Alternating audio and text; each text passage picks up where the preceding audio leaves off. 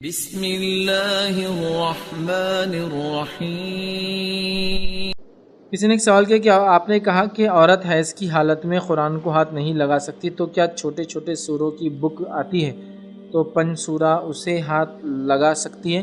تو یاد رکھیے، جو اس معاملے میں جو صحیح بات ہے وہ یہ ہے کہ حیض کی حالت میں وہ مکمل قرآن کو ہاتھ نہیں لگا سکتی، لیکن اگر قرآن کا کچھ پارٹ ہے یا کچھ حصہ ہے یا کوئی تفسیر کی کتاب ہے یا کوئی دعاؤں کی کتاب ہے یا کوئی کتاب جس میں قرآن کا کچھ سورہ لکھا ہوا ہے جس کا ترجمہ یا تفسیر وہ پڑھنا چاہتی ہے، تو وہ حیض کی حالت میں بھی پڑھ سکتی ہے۔ تفسیر وغیرہ اگر وہ پڑھنا چاہتی ہے اور اس میں قرآن کی آیتیں آ رہی ہے تو بہرحال پڑھنے میں انشاءاللہ عزیز کوئی حرج نہیں ہے۔ تو اگر آپ وہ جو کتاب پڑھ رہے ہیں وہ کتاب کے اندر کچھ سورے وغیرہ آ رہے ہیں لیکن وہ قرآن نہیں ہے بلکہ ایک کتاب ہے جس میں سورے وغیرہ کا ترجمہ ہے اور آپ اس ترجمے کو سیکھ رہے ہیں یا پڑھ رہے ہیں تو اس میں حرج نہیں۔ آپ کنٹینیوس کتابیں پڑھ رہے ہیں، مسئلے مسائل پڑھ رہے ہیں یا فقہ پڑھ رہے ہیں اور اس میں قرآن کی آیتیں وغیرہ صورتیں آ جا رہی جس کا ترجمہ آ رہا ہے، تب پڑھ لینے میں کوئی انشاءاللہ عزیز حرج نہیں ہے۔ السلام علیکم فیض بھائی، میرا ایک سوال تھا۔ آپ کا ایک لیکچر ہے نفاس کے تعلق سے، مطلب عقیقے کی حقیقت کچھ ایسے ٹاپک سے، تو کچھ دن پہلے دیکھ رہا تھا، اس میں آپ نے ایک ذکر یہ کیا تھا کہ عورت کی جو نفاس ہے وہ 40 دن کا جو پیریڈ رہتا ہے اس سے پہلے بھی ہو سکتی۔ 40 دن کا جو عقیدہ ہے وہ بائبل سے کہیں سے لیا گیا۔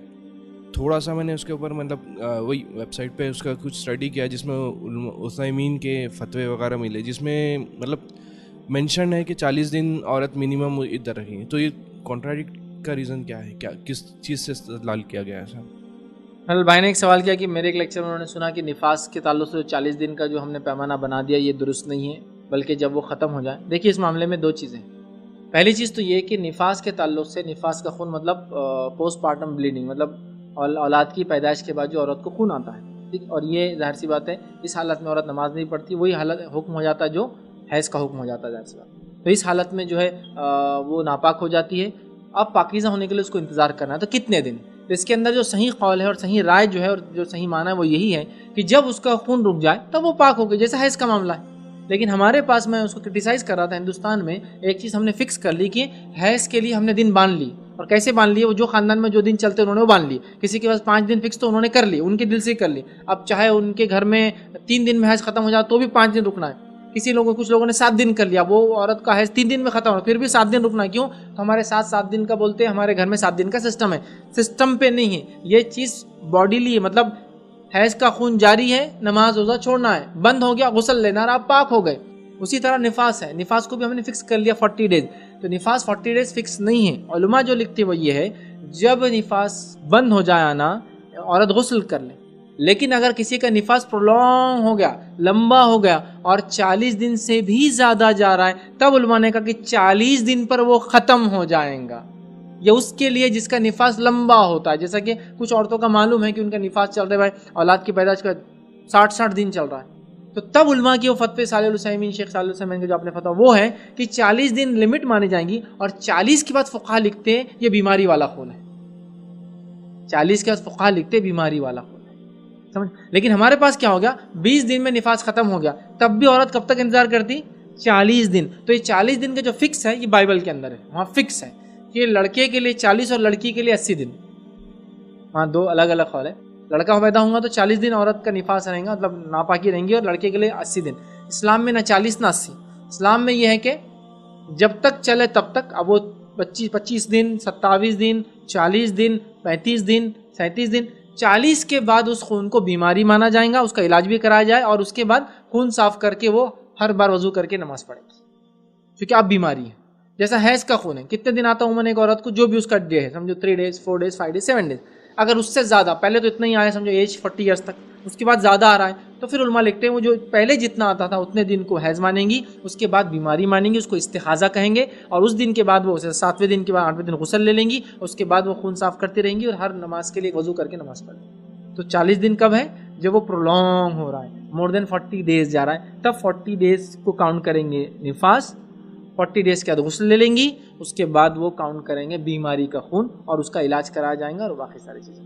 لیکن اگر اس سے پہلے ختم ہو جاتا ہے تو 40 میکسیمم لمٹ، لیکن ہمارے پاس 40 میکس منیمم دونوں ہو گئے، 40 تو رکنا ہی ہے۔ جبکہ اگر اس سے پہلے کسی کو 10 دن میں ختم ہو گیا، کسی کا سیزرین کی وجہ سے اور کم آیا، کسی کو تو نہیں بھی آیا کسی وجہ سے، تو پھر کیا کرے؟ وہ غسل لیں گی اور وہ ریڈی ہو جائیں گی، اس کا انشاءاللہ جی اس میں کوئی مسئلہ نہیں، ٹھیک۔ تو 40 ڈیز کا جو فقہا نے لکھا وہ اس معنی میں کہ اگر لمبا ہو رہا ہے۔ 40 दिन से अगर से एक्सटेंड हो रहा है तो वो बीमारी है, लेकिन उस टाइम पे मियाँ बीवी का जो रिलेशन है, मतलब हम बिस्तरी वगैरह के ताल्लुक से, तो उसमें कैसा है, मतलब वो चीज़ जायज़ रहेंगी या फिर उसके लिए भी रुकना पड़ेगा? क्योंकि 40 दिन से ज़्यादा के बाद जो बीमारी माने जाएंगी, तो बीमारी जब मानी जाएंगी तो अभी बीमारी पे डिपेंड है कि आप बीमारी में क्या, वरना शरई एतबार से वो हलाल है। एक शौहर के लिए बीवी शरई एतबार से हलाल है, हैज़ होने के बाद इस्तिहाज़ा में भी, और निफास होने के बाद जो खून आता है बीमारी का उसमें भी, वो हलाल है। और बीमारी की इंटेंसिटी पे वो हम बिस्तरी करे ना करे उनकी अपनी चॉइस है, बट शरई एतबार से औरत पाक भी और हलाल भी। जब औरत पाक होगी, नमाज़ पढ़ सकती है, शौहर के लिए हलाल भी होगी उसी टाइम पर। अब ये अलग बात है कि वो बिस्तरी करना चाहे करे, बीमारी किस लेवल की है, क्यों जा रहा है, उसका इलाज करा है, वो एक सेकंड चीज़ है, बट नमाज़ पढ़ रही तो शौहर के लिए भी हलाल हो जाए। अस्सलाम वालेकुम।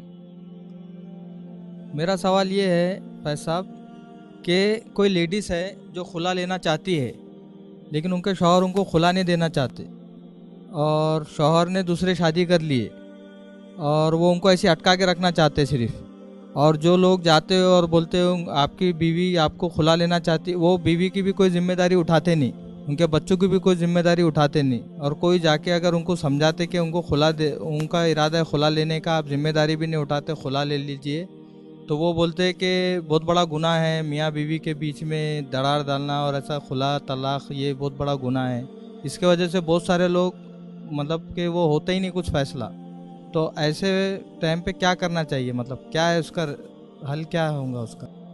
एक भाई ने एक सवाल किया कि एक खातून है, उनके शौहर ने दूसरा निकाह भी कर लिया, उनको छोड़ भी दिया, उनकी जिम्मेदारी भी नहीं निभा रहे, लेकिन उनको खुला भी नहीं देते या तलाक भी नहीं देते, मतलब ना उनको छोड़ते हैं जबकि उन्होंने अपना घर बसा लिया, सब कुछ कर लिया।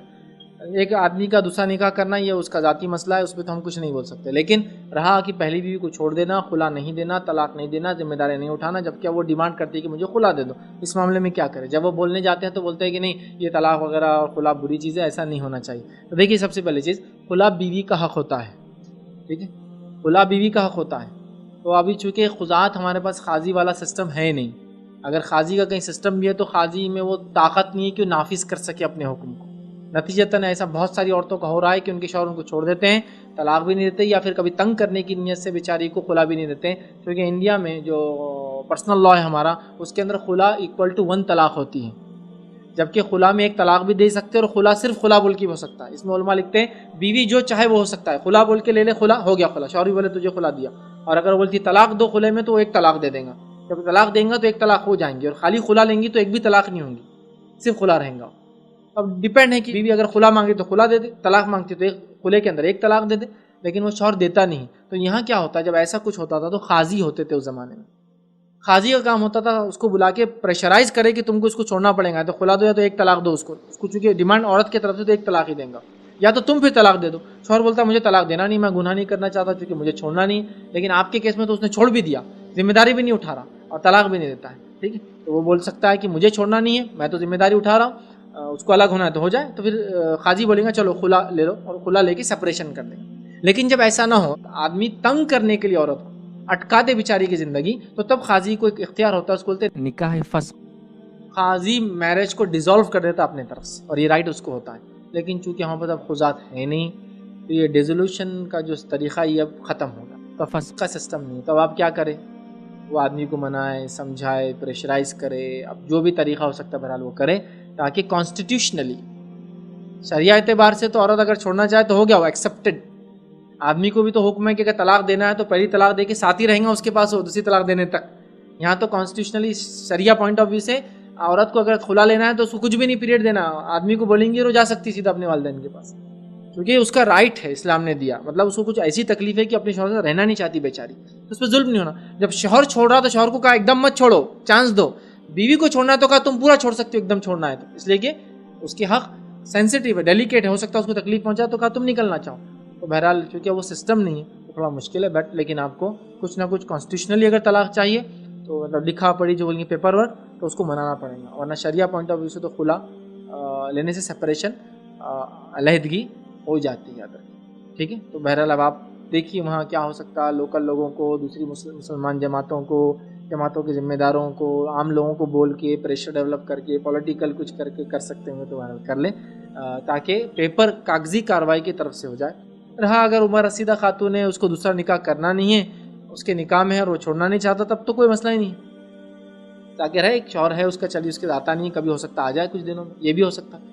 لیکن ایسی خاتون ہے جو اب شادی بھی کرنا چاہتی ہے چونکہ وہ نہیں رہ رہا ہے، تو پھر تو یہ تکلیف دے رہا ہے، اس پہ ظلم کر رہا ہے. اسے چاہیے کہ اس شوہر کو میں نصیحت کروں گا کہ وہ اپنی بیویوں کو تنگ کرنے کے لیے ایسا نہ کریں، بلکہ بیچاریوں کو آزاد کرتے یہ زیادہ بہتر ہے. جب ہم ایسی حرکتیں کرتے ہیں غلیظ، نتیجتاً پھر عورتوں کو ایک ہی سہارا ہوتا ہے کانسٹیٹیوشنلی اپنا رائٹ لینے کے لیے، پھر وہ کورٹ جاتی ہے، چونکہ کورٹ میں ڈیورس ہوتی ہے. پھر ہم لوگ چلاتے ہیں کہ کورٹ کچہری اس میں صحیح طریقے سے نہیں ہوتا.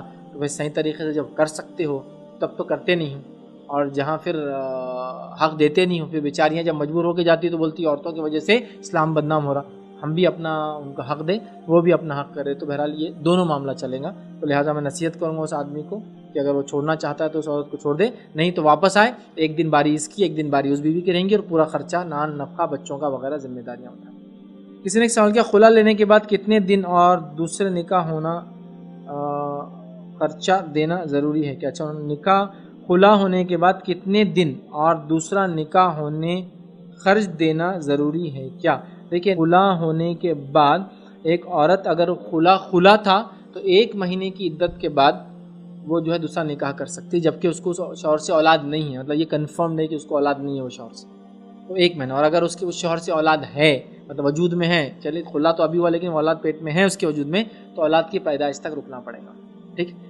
اور اگر خلا میں ایک طلاق دی گئی تو پھر 3 حیض تک یا 3 مہینے تک اس کو رکنا پڑے گا. 3 حیض تک رکنا پڑے گا اس عورت کو جس کو حیض آتا ہے، اور جس کو حیض نہیں آتا ہے اس کو 3 مہینوں تک رکنا پڑے گا. تو عام زبان میں 3 مہینے بولتے ہیں لیکن وہ 3 حیض ہے. جس کو حیض آتا ہے وہ 3 مہینے 3 حیض، اور اگر جس کو حیض نہیں آتا ہے 3 ماہ جس کو بولیں گے منتھس. اور یہ منتھ سے مراد لونار کیلنڈر کے، سولار نہیں، کیونکہ 29 یا 30 ڈیز کے اپروکسیمیٹ ہے. ٹھیک. تو اس اعتبار سے بہرحال اس کو رکنا پڑے گا. تو خلا اگر ہوا ہے خلا کی شکل میں تو 1 مہینہ، اور اگر خلا نہیں ہوا ہے اس میں ایک طلاق دی گئی تو 3 مہینہ. اور اگر اولاد کی پیدائش کا مسئلہ ہے تو اولاد کی پیدائش تک، پھر چاہے وہ خلا ہو یا خلا میں ایک طلاق ہو یا پھر طلاق ہو، اولاد کی پیدائش تک اس کی عدت ہے. پیدائش ہوتے ہوئے جیسا کہ کسی نے خلا لیا اور اولاد بس 15 دن میں پیدا ہو گئی تو 15 دن ہی اس کی عدت تھی. کسی نے طلاق لی اور طلاق لیتے ہی اس کی ڈلیوری کل ہو گئی، ایسا دینا نہیں چاہیے طلاق کی حالت میں، لیکن دے دیا کسی نے تو ہو تو جائیں گی، تو بہرحال پھر کل وہ فارغ ہو گئی اور وہ پرسوں اس کا نکاح ہو سکتا ہے. ٹھیک. تو اولاد اگر وجود میں تو اولاد کی پیدائش عدت ہے، اور اولاد نہیں ہے تو خلا کی شکل میں 1 مہینہ اور طلاق کی شکل میں 3 حیض تک رکنا ہے، اور اگر حیض نہیں آتے تو 3 مہینے تک رکنا ہے.